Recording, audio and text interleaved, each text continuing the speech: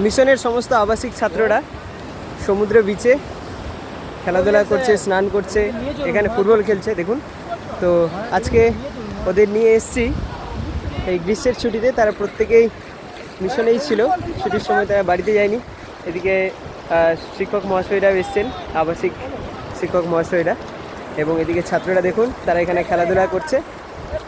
আর কি করছো তোমরা?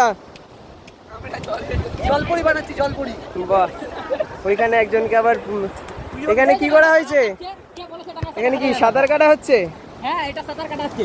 ওই আরেকটা কুমির। তুমি কি কুমির হয়েছো? চলো।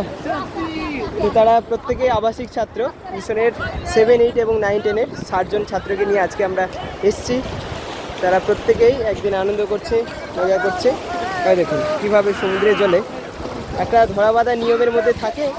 তো সেক্ষেত্রে একদিন তারা এই বাইরে নিয়ে আসা হয়েছে, তারা সত্যি খুবই আনন্দিত।